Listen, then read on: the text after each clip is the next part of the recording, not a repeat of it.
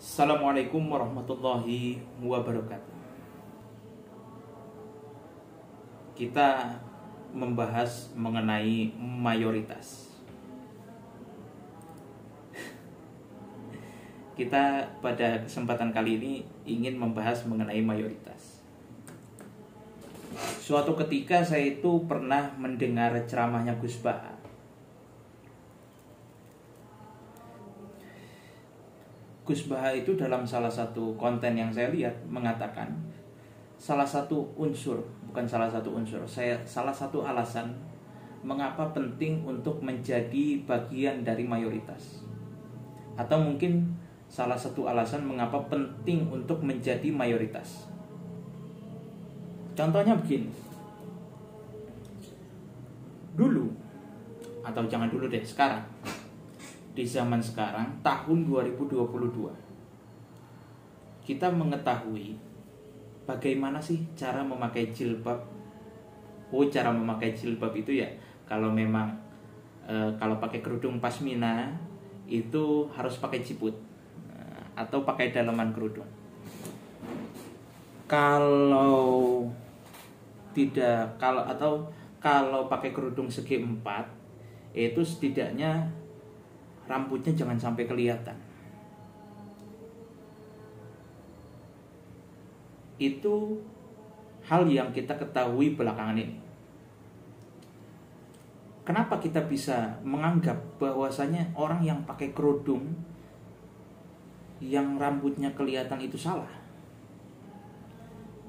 Sering kita melihat fenomena yang terjadi, orang yang pakai kerudung terus rambutnya masih kelihatan, kita salahkan. Kenapa?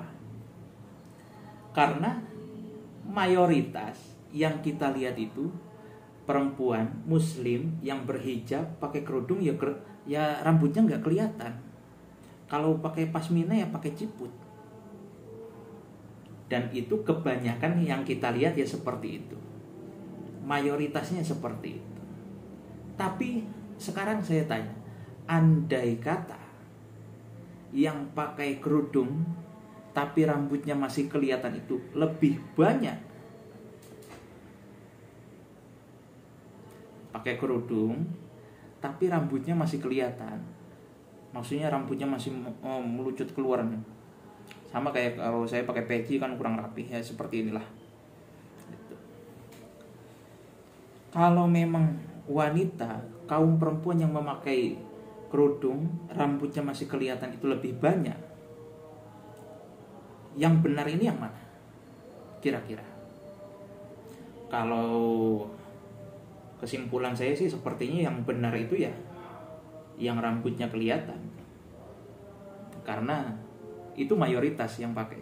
Mayoritas perempuan yang pakai kerudung ya seperti itu. Jadi itu yang saya anggap benar. Hal ini kemudian ada kaitannya dengan standarisasi yang sudah saya bahas di konten sebelumnya. Terus santri, Kang Santri. Kenapa seseorang bisa disebut santri? Seseorang bisa disebut santri ya karena pakai sarung. Kalau tidak pakai sarung, ya berarti tidak disebut santri. Sekarang pertanyaannya, kenapa sampai ada kesimpulan kalau orang santri itu harus pakai sarung? Karena ya mayoritas yang kita temui, kebanyakan yang kita temui santri-santri ya pada pakai sarung.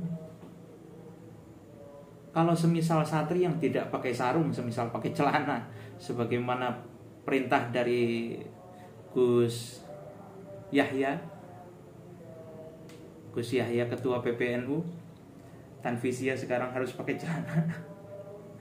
Kalau memang mayoritas rata-rata santri itu pakai celana, sepertinya persepsi yang akan dibangun di masyarakat itu ya santri itu harus pakai celana. Kalau ada santri yang pakai sarung, ya berarti itu santri agak ngawur. Karena kita melihatnya yang mayoritas. Kenapa NU saya anggap sebagai organisasi atau akidah Ahlus Sunnah wal Jamaah saya anggap sebagai organisasi atau sebagai firqah, sebagai pemahaman yang benar, karena pemahaman Ahlus Sunnah wal Jamaah di sini memiliki pengikut yang paling banyak.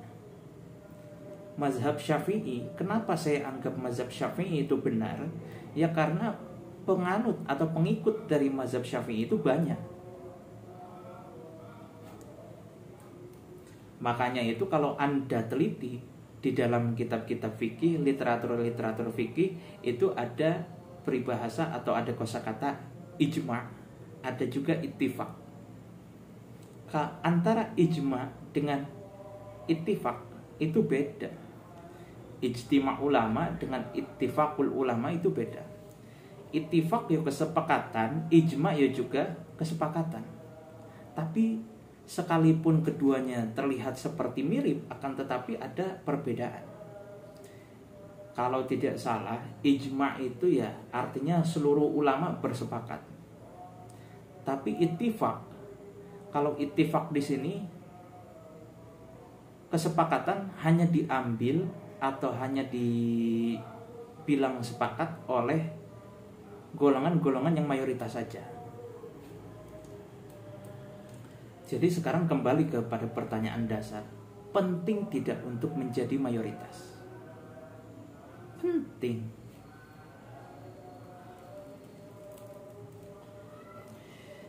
Tapi masalahnya bukan berarti kebenaran itu dipegang oleh pihak yang mayoritas. Ada orang yang sholat sunnah sambil berdiri, ya ada orang yang sholat sunnah sambil duduk. Sepertinya saya yakin kalau ada orang sholat sunnah sambil duduk, dia bakal jadi bahan kontroversi di tengah-tengah masyarakat. Kenapa? Karena jarang kita temui orang sholat sunnah atau sholat taraweh kok sambil duduk. Karena yang lazimnya kita temui, mayoritas yang kita temui ya orang kalau sholat taraweh pasti sambil berdiri. Padahal kalau kita kembali lagi kepada hukum fikih dasar, orang diperbolehkan kalau memang sholat sunnah itu hukumnya boleh ketika ingin melakukannya dengan keadaan sambil duduk. Tapi beda dengan sholat wajib ya. Kalau sholat wajib hukumnya sambil berdiri itu wajib. Tapi kalau sholat sunnah, sholatnya sambil duduk, ya itu tidak masalah. Bahkan sambil tiduran pun tidak masalah.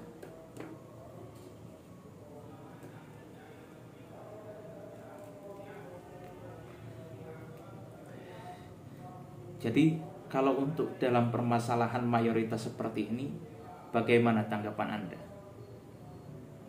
Silakan kita diskusi sehat. Tulis tanggapan Anda di kolom komentar. Saya Kolbi, wallahul muwaffiq ila aqwamit thoriq. Assalamualaikum warahmatullahi wabarakatuh.